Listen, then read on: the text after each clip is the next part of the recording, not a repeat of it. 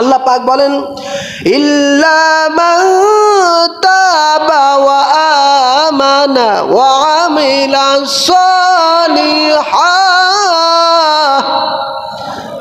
আমিলা সালিহান ফাউলাইকা ইয়াদখুলুনাল জান্নাতা ওয়ালা ইযলামুনা শাইআ।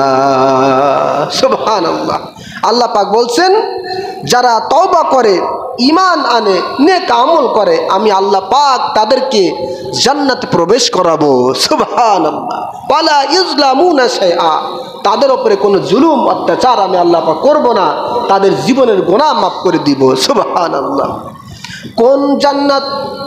আল্লাহ পাক বলেছেন জান্নাতি আদনিল্লাতি ওয়াদার রহমানু ইবাদাহু বিল গায়ব ইন্নাহু কানা ওয়াদুহু মাতিয়া। সুবহানাল্লাহ। আল্লাহ পাক বলছেন বান্দারে, দুনিয়াতে তুমি যে কোরআন শুনেছিলে, আমি আল্লাহ পাক তোমাকে জান্নাত দিব, এই ওয়াদা আমি আল্লাহ পাক অদৃশ্যভাবে করেছিলাম।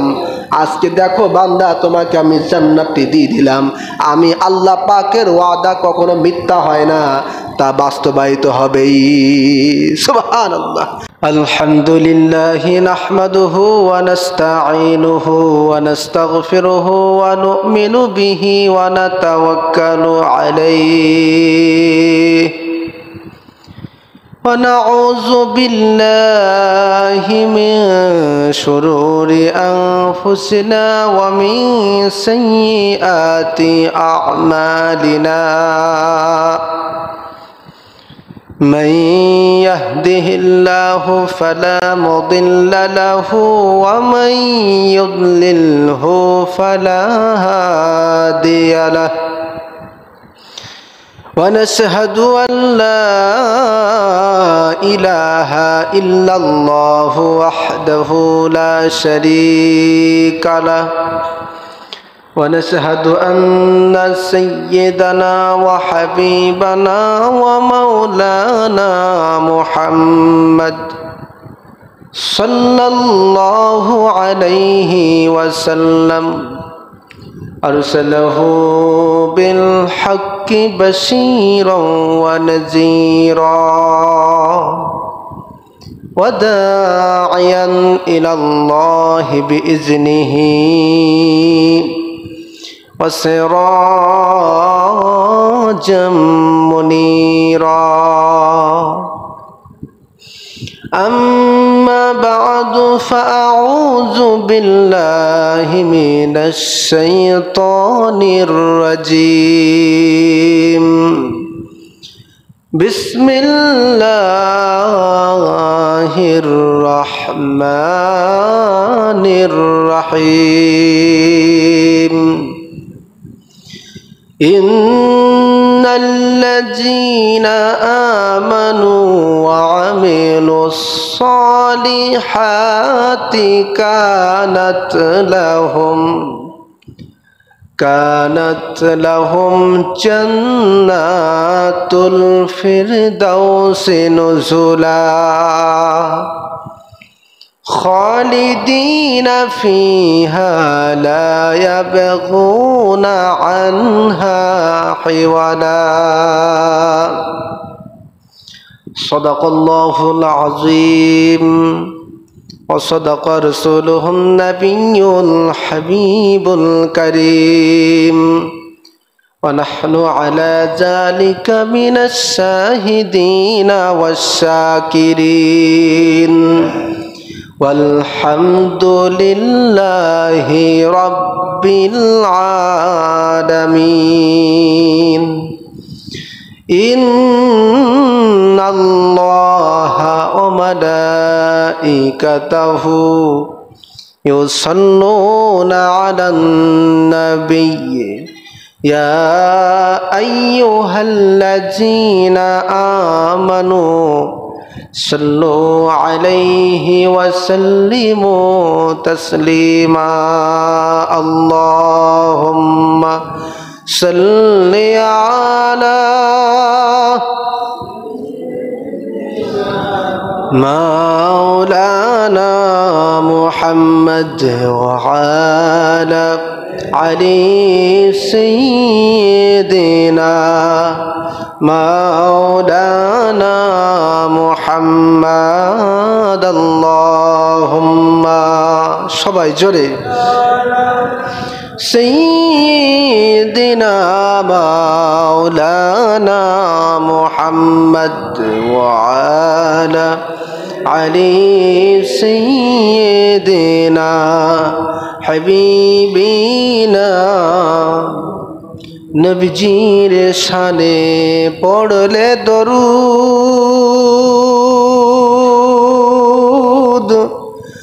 জীবনের গুনাহ মাফ হয় আল্লাহর নবীর ভালোবাসায়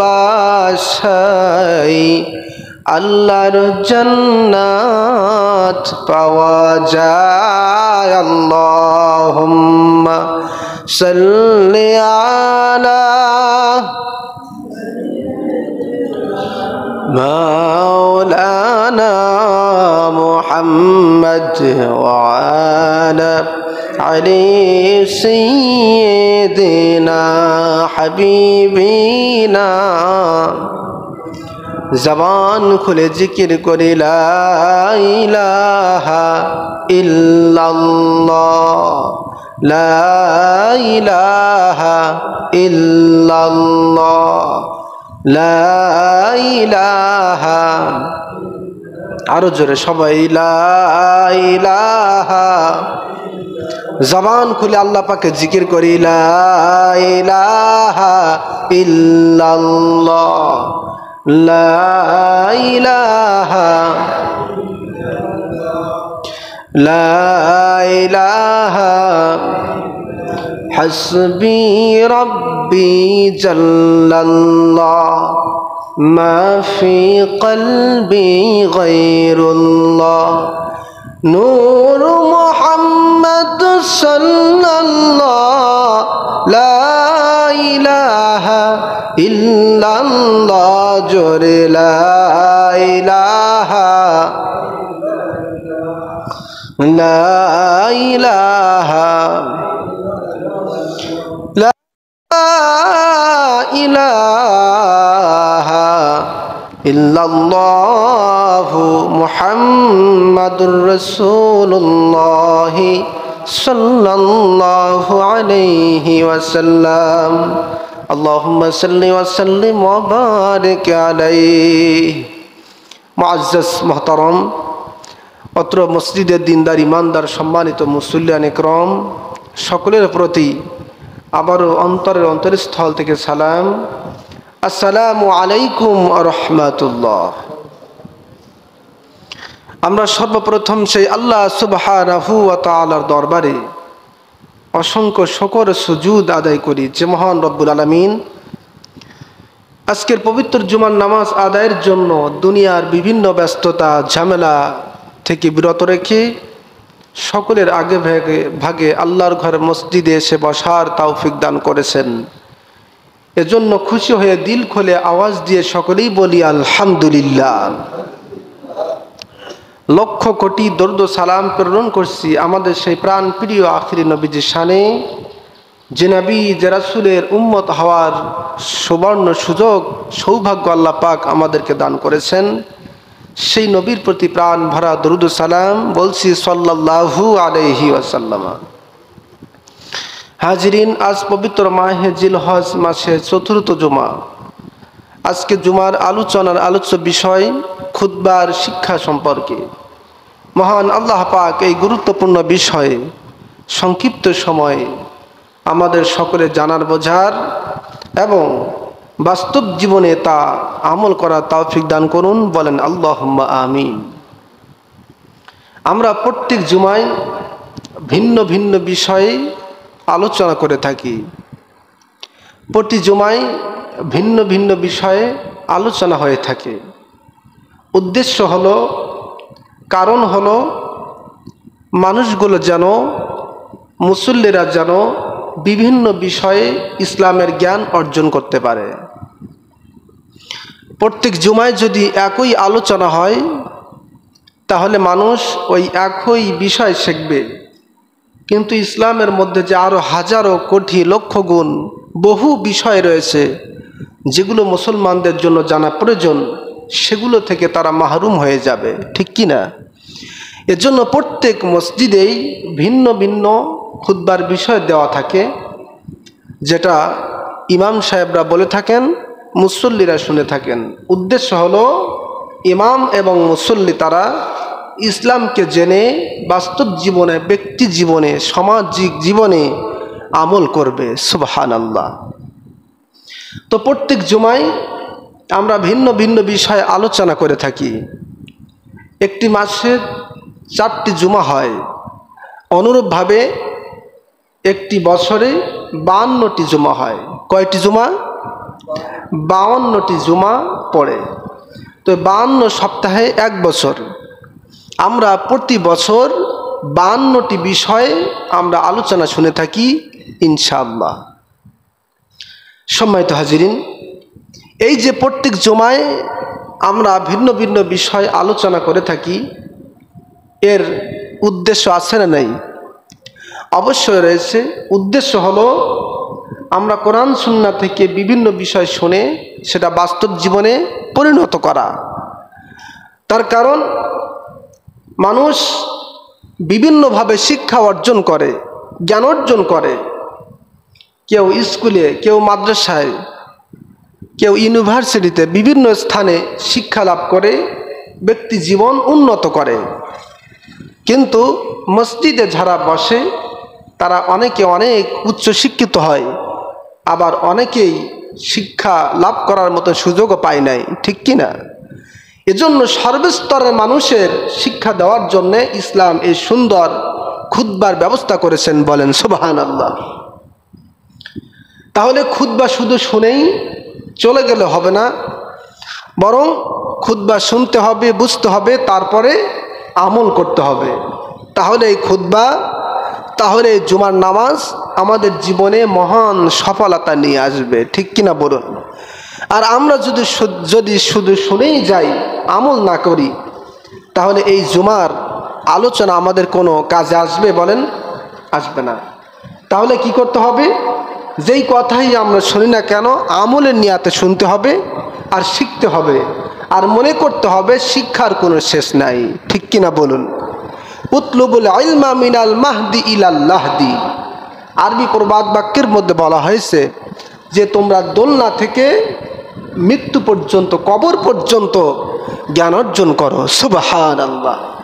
দোলনা থেকে কবর পর্যন্ত প্রত্যেকটি সময়ে, প্রত্যেকটি মুহূর্তে আমাদের জন্য শিক্ষা আছে না নাই? অবশ্যই রয়েছে।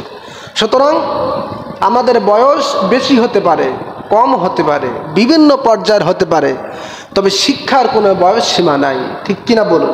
যে কোনো সময় শিক্ষা, জ্ঞান অর্জন করার সুযোগ আছে না নাই?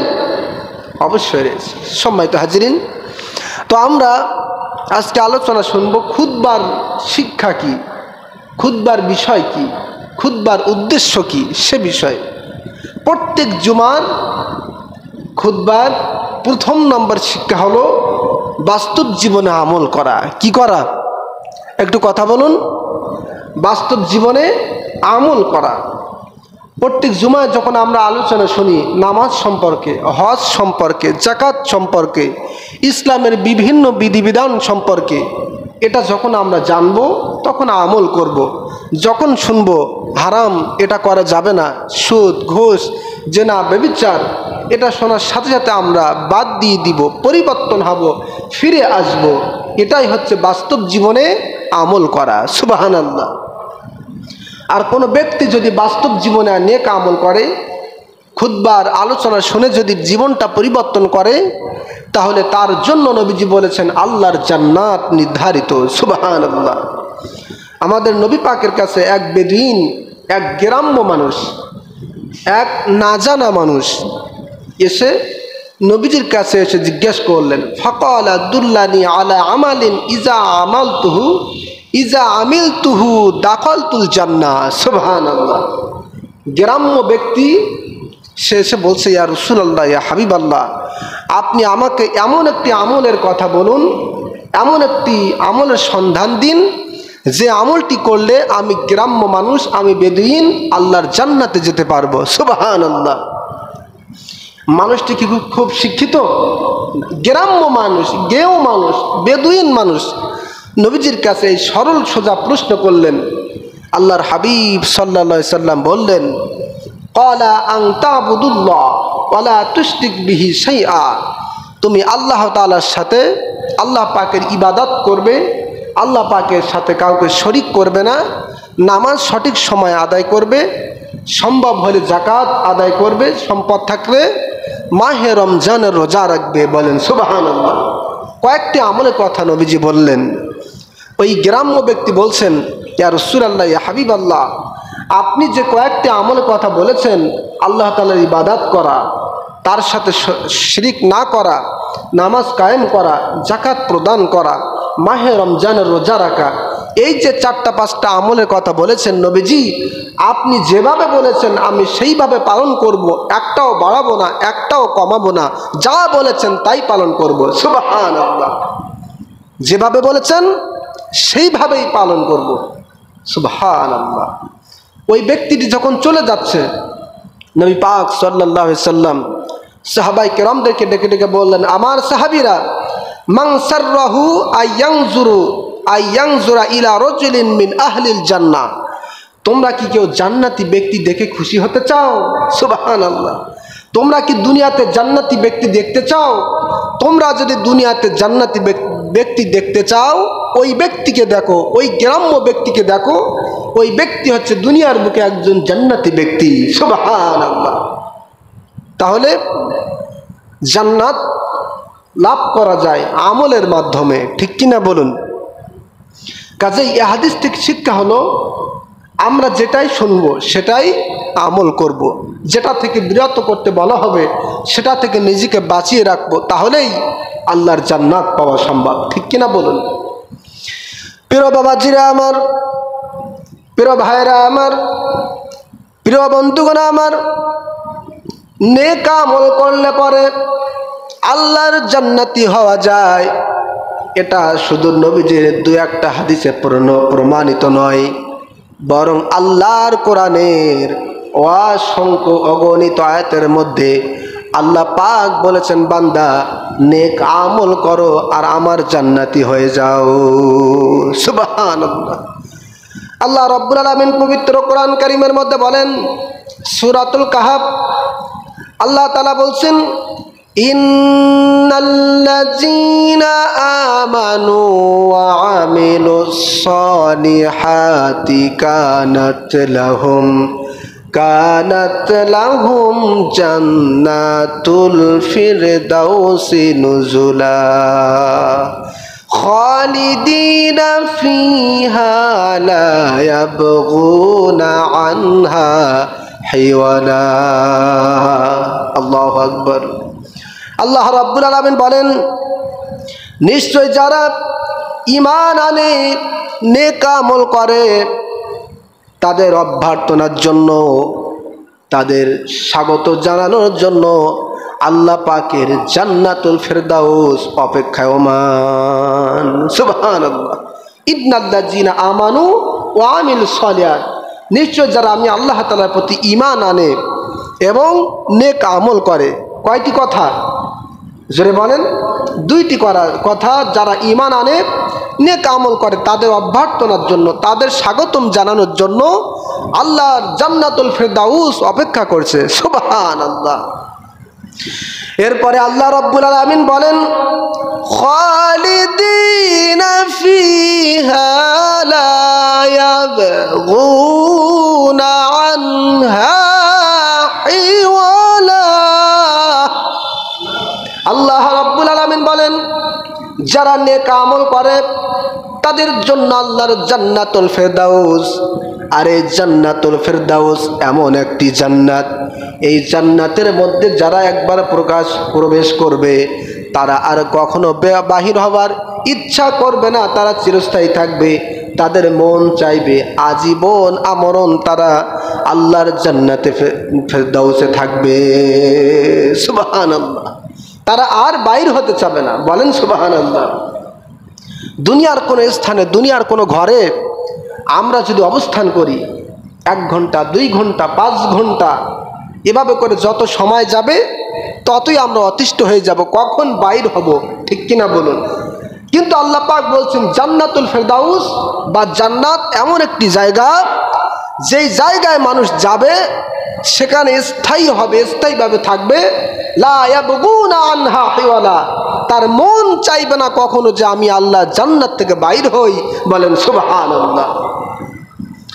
এজন্য নবীজি বলেছেন জান্নাতুল ফেরদাউস এমন জান্নাত, যেই জান্নাতটাকে আল্লাহ পাক নিজের হাতে তৈরি করেছেন। সুবহানাল্লাহ। জান্নাতুল ফেরদাউস এমন জান্নাত, যেই জান্নাতুল ফেরদাউসের উপরে আল্লাহ পাকের আরশে আজিম অবস্থান করছে। সুবহানাল্লাহ। আল্লাহ পাকের আরশে আজিমের একেবারে সরাসরি তলায় নিচেই আল্লাহর জান্নাতুল ফেরদাউস, বলেন সুবহানাল্লাহ। প্রিয় বাবাজিরা আমার, এজন্য নবীজি বলেছেন তোমরা যখন আল্লাহ তাআলার কাছে দোয়া করবে, যখন ফরিয়াদ করবে, তখন বলবে আল্লাহ আপনার ওই শ্রেষ্ঠতম জান্নাত জান্নাতুল ফেরদাউস আমাকে দান করুন। সুবহানাল্লাহ। এজন্য যখন দোয়া করতে হয় বলতে হয় আল্লাহ আপনার শ্রেষ্ঠতম জান্নাত জান্নাতুল ফেরদাউস আমাকে দান করুন। সুবহানাল্লাহ। নবীজির দোয়া, কার দোয়া? নবীজি উম্মতদেরকে শিক্ষা দিয়েছেন, বলেন সুবহানাল্লাহ। সম্মানিত হাজিরিন, তাহলে জুমার খুতবার প্রথম নাম্বার শিক্ষা হলো আমরা যা শুনবো তা বাস্তব জীবনে, ব্যক্তি জীবনে আমল করতে হবে। প্রথম নাম্বার শিক্ষা কি? আমল করা। প্রথম নাম্বার শিক্ষা কি বলেন? ব্যক্তি জীবনে আমল করা। ব্যক্তি জীবনে আমরা কিভাবে আমল করব? ব্যক্তি জীবন আমরা কিভাবে পরিবর্তন করব? আমরা জুমায় যখন আলোচনা শুনি, কারোর হক নষ্ট করলে হবে না, কারো মনে কষ্ট দিলে হবে না, কারোর সম্পদ নষ্ট করলে হবে না, কারোর সাথে গীবত করলে হবে না, কারোর শিকায়েত করলে হবে না, কাউকে অন্যায়ভাবে মারামারি, জুলুম, রাহাজানি, খুন খারাপি এ সমস্ত করা যাবে না। এ সমস্ত কথা শোনার পরেই সঙ্গে সঙ্গে নিজেকে পরিবর্তন করতে হবে। আজকে জুমায় শুনেছি মানুষের প্রতি জুলুম করা যাবে না, জুলুম করলে আল্লাহ পাক শাস্তি দিবেন, কাজে আজ থেকে আর মানুষের সাথে খারাপ ব্যবহার করব না। এটাই হচ্ছে জীবনকে পরিবর্তন করা। জুমায় যখন আমরা আলোচনা শুনব, সুদ খাইলে পরে আল্লাহর আদালতে জিনাকারীর কাতারে দাঁড়াতে হয়। আমরা যখন জুমায় আলোচনা শুনব, ঘুষ খাইলে পরে আল্লাহর দরবারে অপরাধীর কাতারে দাঁড়াতে হয়। আমরা যখন আলোচনা শুনব, নামাজ ছাড়লে পরে আল্লাহ তাআলা দরবারে আসামির কাঠগড়ায় দাঁড়াতে হয়। এ সমস্ত কথা শোনার সঙ্গে সঙ্গে নিজের জীবনটা পরিবর্তন করে নামাজ ছাড়ব না, সুদ খাবো না, ঘুষ দেব না, ঘুষ নেব না, এভাবে নিজের জীবনটাকে পরিবর্তন করাটাই হচ্ছে খুতবার শিক্ষা। সুবহানাল্লাহ। তাছাড়া খামাকা শুধু আমি বলে গেলাম আর আপনারা শুনে গেলেন, এর মধ্যে কোনো ফায়দা নাই, আছে? সম্মানিত হাজিরিন, আমরা যদি বড় বড় গুনাহ করার পরেও নিজেকে পরিবর্তন করার চেষ্টা করি, আল্লাহ তাআলার কাছে যদি তাওবা করি, তাহলে আল্লাহ পাক বলেছেন বান্দারে যতই বড় আসামি তুমি হও না কেন, যতই বড় গুনাহগার হও না কেন, তোমার তাওবা কবুল করে আমি আল্লাহ পাক তোমাকে জান্নাতে প্রবেশ করাবো। সুবহানাল্লাহ। আল্লাহ পাক বলেন ইল্লা মান তাবা ওয়া আমানা ওয়া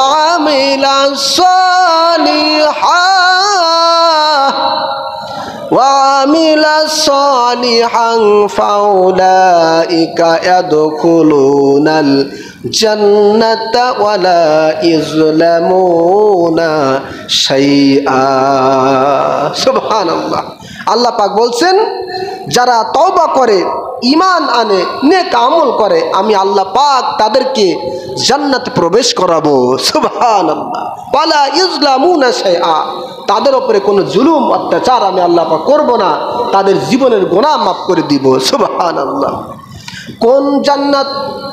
আল্লাহ পাক বলেছেন জান্নাতি আদনিল্লাতি ওয়াদার রহমানু ইবাদাহু বিল গায়ব ইন্নাহু কানা ওয়াদুহু মাতিয়া। সুবহানাল্লাহ। আল্লাহ পাক বলছেন বান্দারে, দুনিয়াতে তুমি যে কোরআন শুনেছিলে, আমি আল্লাহ পাক তোমাকে জান্নাত দিব, এই ওয়াদা আমি আল্লাহ পাক অদৃশ্যভাবে করেছিলাম। আজকে দেখো বান্দা, তোমাকে আমি জান্নাতটি দিয়ে দিলাম। আমি আল্লাহ পাকের ওয়াদা কখনো মিথ্যা হয় না, তা বাস্তবায়িত হবেই। সুবহানাল্লাহ।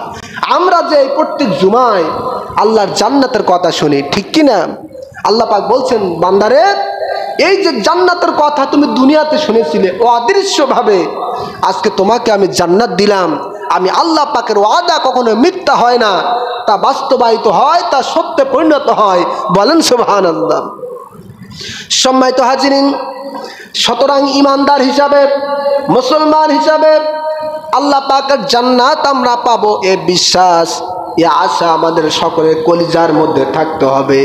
আমরা এমনটা ভাবতে পারি না যে আমি বড়ই গুনাহগার, আল্লাহ পাক আমাকে জাহান্নামে দিবেন, আল্লাহর জান্নাত দিবে না, এমনটা ভেবে নিজেকে শেষ করা যাবে না। আল্লাহ পাক বলছেন বান্দারে, তুমি যদি পৃথিবী পরিমাণ গুনাহ করে আমি আল্লাহ তার কাছে তওবা করো, ক্ষমা চাও, আমি আল্লাহ কথা দিলাম পৃথিবী পরিমাণ ক্ষমা নিয়া তোমার তওবা গ্রহণ করব, কবুল করব, তোমার জীবনের গুনাহ মাফ করব। সুবহানাল্লাহ। তার কারণ আল্লাহ হচ্ছে দয়ালু, আল্লাহ হচ্ছে ক্ষমাশীল, ঠিক কিনা বলুন? আল্লাহ পাক বলেন কুল ইয়া ইবাদিয়াল্লাযীনা আসরাফু আলা আনফুসিহিম লা তাকনাতু মির রাহমাতিল্লাহ ইন্নাল্লাহা ইয়াগফিরুয যুনুবা জামিআ ইন্নাহু হুয়াল গফুরুর রহিম। সুবহানাল্লাহ। আল্লাহ পাক বলছেন, হে রাসূল, আপনি দুনিয়ার মানুষদেরকে বলুন, আপনার উম্মতদেরকে বলুন, আমার বান্দাদেরকে বলুন, তারা নিজেদের প্রতি যে অন্যায় অবিচার জুলুম করেছে, তারপরেও যেন আমি আল্লাহ পাকের রহমত থেকে দূরে সরে না যায়, নৈরাজ্য যাতে না হয়, তাদেরকে মনে রাখতে বলবা লা তাকুনাতু মির রাহমাতিল্লাহ ইন্নাল্লাহা ইয়াগফিরুয যুনুবা জামিআ। আল্লাহ পাক তিনি পরম ক্ষমাশীল, পরম দয়ালু। বলেন সুবহানাল্লাহ। সুতরাং গুনাহগার আমরা হতে পারি, কিন্তু আল্লাহর রহমত আমাদের গুনার চেয়ে কোটি কোটি গুণ বড়, ঠিক কিনা বলুন? আমরা তাওবা করবো, আল্লাহ পাক খুশি হবেন, মাফ করে দিবেন, গুনাহ মাফ হয়ে যাবে, আল্লাহর জান্নাতে চলে যাব। সুবহানাল্লাহ। সম্মানিত হাজিরিন, এটাই হচ্ছে প্রত্যেক জুমার মূল খুতবার বিষয়। প্রথম নম্বর শিক্ষা হলো নিজের জীবনকে পরিবর্তন করা, দ্বিতীয় নাম্বার শিক্ষা হলো সমাজকে পরিবর্তন করা, তৃতীয় নাম্বার বিষয় হলো সামাজিক জীবন, ব্যক্তি জীবন, সাংসারিক জীবন, সব ক্ষেত্রে আল্লাহ পাকের বিধান নিয়ম কানুন মেনে চলা। সুবহানাল্লাহ। এটাই হচ্ছে প্রত্যেক জুমার মূল খুতবার বিষয়। সম্মানিত হাজিরিন, আমরা এবছরে জুমার আলোচনা করতে করতে একেবারে শেষ পর্যায়ে চলে এসেছি। আমরা যে মাসে অবস্থান করছি, এই মাসের নাম হচ্ছে পবিত্র মাহে জিলহজ মাস, অর্থাৎ আরবি বছরের একেবারে শেষ মাস। আগামী জুমায় আবার আমরা পয়লা মুহররমের অর্থাৎ মুহররম মাসে আমরা অবস্থান করব। সুতরাং এই প্রত্যেক জুমায় আমরা যে আলোচনা শুনেছি, এই সমস্ত আলোচনাগুলো আমাদের আমল করার দরকার আছে না নাই? কথা বলুন, আছে না নাই? আমরা এবছরের শেষ পর্যায়ে চলে এসেছি। আমাদের সামনে অপেক্ষা করছে আরবি নববর্ষ, যেটা পয়লা মুহররম আমাদের সামনে আসতেছে। তবে দুঃখজনক হলো এটা সত্য যে আমাদের সামনে যে আরবি মাস বিদায় নিচ্ছে, আর আবার আরবি নূতন বছর শুরু হচ্ছে, আরবি নববর্ষ আসতেছে, এটা আমরা অনেকেই জানি না, ঠিক কিনা বলুন। অথচ মুসলমান হিসাবে আরবি নববর্ষ কবে বা আরবির প্রথম মাসটা কি, শেষ মাসটা কি, এটা আমাদের জানার দরকার ছিল, ঠিক কিনা বলুন। আমরা আরবি মাস, আরবি তারিখ সম্পর্কে জানি না। আমরা কোনগুলো জানি? কবে বাংলা নববর্ষ হবে, কবে ইংরেজি নববর্ষ হবে, এটা আমাদের জানা থাকে। তার কারণ আমাদের সন্তানেরা, আমাদের যুবকেরা আরবি নববর্ষ বাদ দিয়ে ইংরেজি নববর্ষ, বাংলা নববর্ষ পালন করার জন্য 1 মাস আগে থেকে প্রস্তুতি নেয় কিভাবে নাচ গান করা যায়, ঠিক কিনা বলুন। অথচ আরবি, যেটা মুসলমানদের কালচার, মুসলমানদের সমাজ, মুসলমানদের ইবাদতের সাথে সম্পর্কিত যে বিধান, আরবি মাস, আরবি তারিখ, এটা আমরা বেমালুম ভুলে যাই, ঠিক কিনা বলুন। আমার ভাইয়েরা, কোনো ছোট্ট বাচ্চাকে যদি আপনি বলেন, বাবা বলো তো আজকে ইংরেজি মাসের কয় তারিখ, বা ইংরেজি 12টি মাসের নাম বলো, সে দেখবেন একের পর এক বলবে জানুয়ারি, ফেব্রুয়ারি, মার্চ, এপ্রিল, এভাবে করে ইংরেজি 12টি মাস বলে দিবে। তবে কোনো বাচ্চাকে, কোনো সন্তানকে, কোনো স্কুল মাদ্রাসা পড়ুয়া, মাদ্রাসা অনেক সময় পারে, স্কুল পড়ুয়া ছাত্রকে যদি বলেন, বাবা বলো তো আরবি মাস 12টি মাসের নাম, দেখবেন অধিকাংশই পারে না, ঠিক কিনা বলুন। এটা আমাদের দুর্ভাগ্য।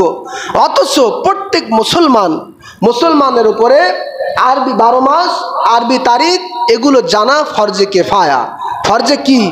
কেফায়া, জানাজা নামাজের মতো বিধান। সুতরাং আমরাও জেনে নিব আরবি মাস কখন শুরু হচ্ছে, কখন শেষ হচ্ছে, আরবি মাসের তারিখ কত। এরপরে আমাদের সন্তানদেরকে শিক্ষা দিব যে আরবি 12টি মাসের নাম, আরবি সপ্তাহের দিনগুলোর নাম, তাহলে আমরা মুসলমান হব। মুসলমানদের চিহ্ন মোটামুটি আমাদের মাঝে কিছুটা হলেও পাওয়া যাবে, ঠিক কিনা বলুন। সম্মানিত হাজিরিন, এই যে আরবি একটি মাস চলে যাচ্ছে, এটা আমাদের আনন্দের নয়, বরং এটা আমাদের অনুতপ্তের, ঠিক কিনা বলুন।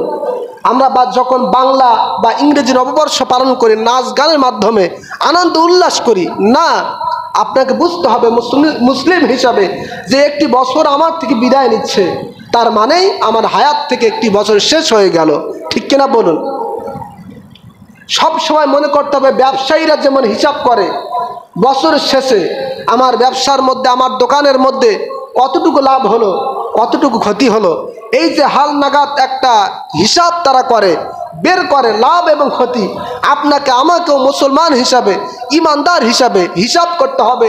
একটি বছর তো বিদায় দিলাম, এই একটি বছর আমি কি কি গুনাহ করেছি, আমি কি কি নেক আমল করেছি, এই হিসাব যতদিন পর্যন্ত আপনার আমার ভিতরে না আসবে, ততদিন পর্যন্ত আমি পাক্কা ইমানদার হতে পারবো না, ঠিক কিনা বলুন।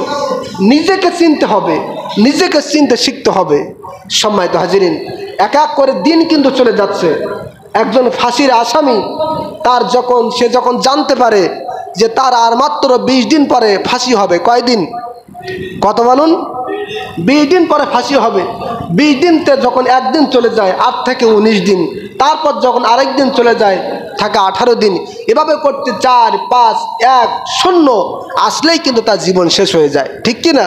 তো আমাদের একের পর এক বছর চলে যাচ্ছে, তার মানেই আমরা বড় হচ্ছি না, আমাদের হায়াত বৃদ্ধি পাচ্ছে না, বরং আমাদের হায়াত থেকে চলে যাচ্ছে। সুতরাং আসুন আমরা এই আরবি মাসের শেষ মাসে মন খুলে আল্লাহ তাআলার কাছে তওবা করি। আল্লাহ পাক যেন আমাদের বিগত বছরের সমস্ত গুনাহ মাফ করে দেন, বলেন আল্লাহুম্মা আমিন। এবং ছোট ছোট আমরা যে নেক আমলগুলো করেছি, আল্লাহ পাক যেন সমস্ত নেক আমলগুলো সহি শুদ্ধভাবে কবুল করেন, মঞ্জুর করেন, বলেন আল্লাহুম্মা আমিন।